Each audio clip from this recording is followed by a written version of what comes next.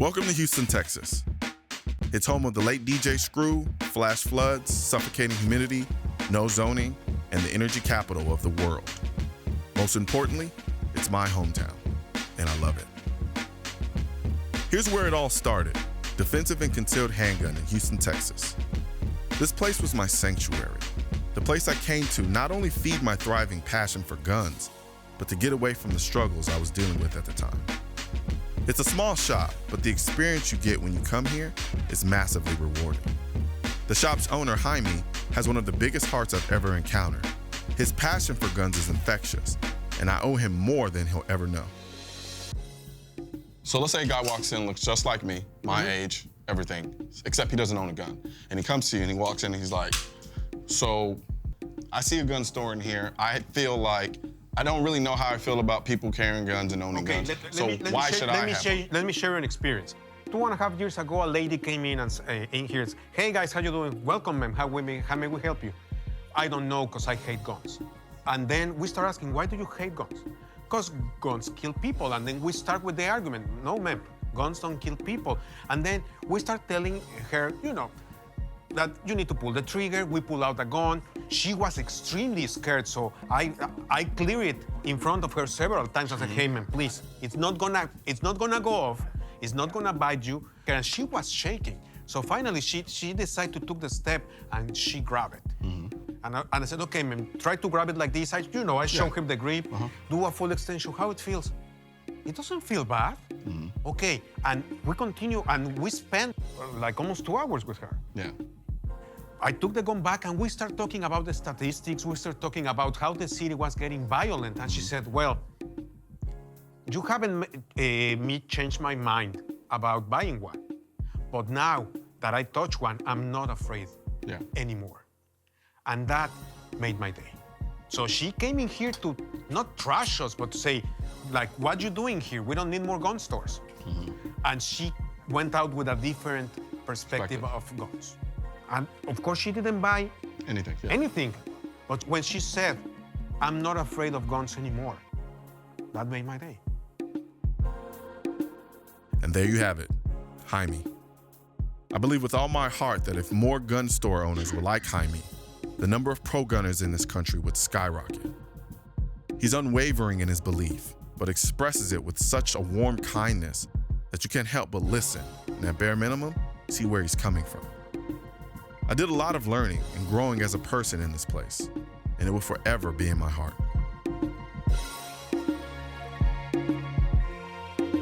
Champion.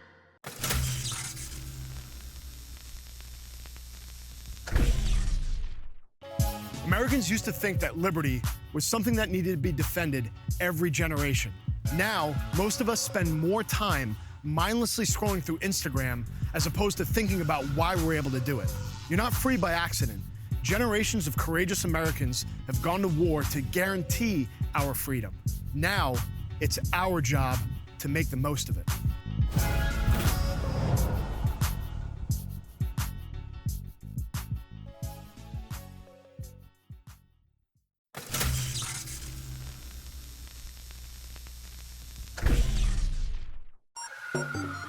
Meet competitive shooter James Darby. Even at the highest levels of the shooting sports, he's a freak with the shotgun reloads. But even more important, he takes as much interest in introducing new people to the shooting world and advocating for our rights as he does in embracing guys like me and LaSorte at the range. You're gonna run to the cone, shoot a dueling tree with a pistol. Then you're gonna run to the second cone, engage the Texas Star. All plates must fall. We're gonna run and engage the paper targets. Each target must get at least 2 rounds. We're gonna run over to the last cone there. We're gonna engage the pepper poppers, which are on the ground. Then run over to the shotgun. We have an array of 12 shotgun targets, and once you engage the shotgun targets, run to your rifle. We're gonna go prone, and we're gonna shoot at 200, 2 rounds, 300, and then 500.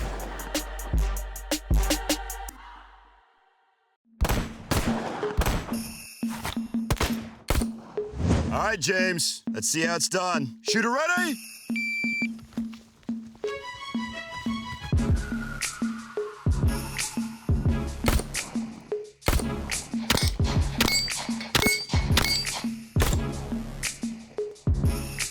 That was nice.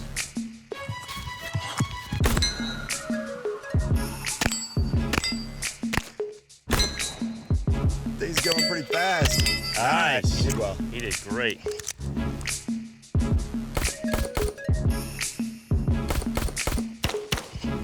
did nice there.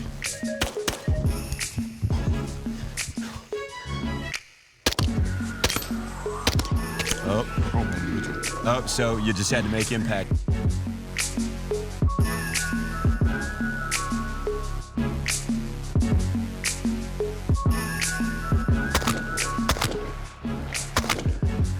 He's the best. He's one of the best in the world at loading, so.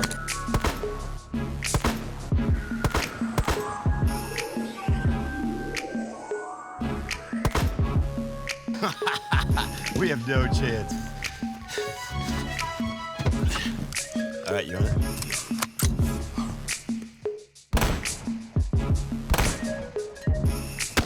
Hit! Hit! Nice! Hit! Hit! You good? Hit! Good. Hit! You guys aren't pompous enough. If you take into account the skill level of somebody like you, somebody like Jaime, I don't see why you shouldn't be on the same level as, say, a professional athlete like a LeBron James.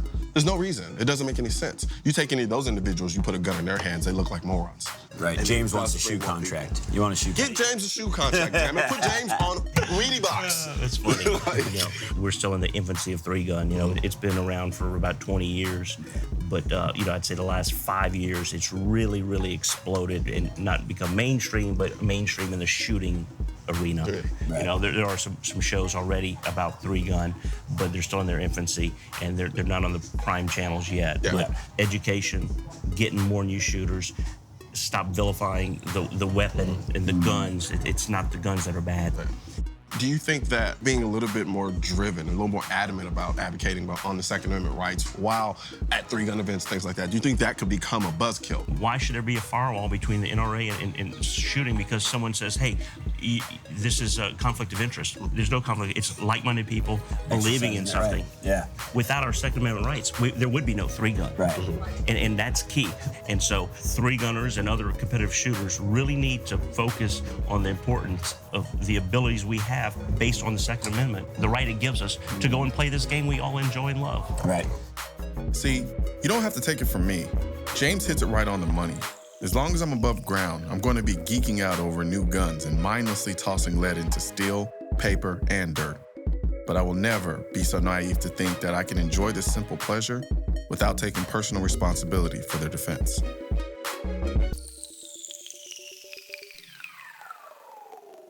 Next week on Noir. I head back to Dallas to meet up with the owner of Stupid Good Coffee, where he walks me through the night he had to pull his gun on a potential attacker. And I go head-to-head with former Top Shot contestant, Gabby Franco.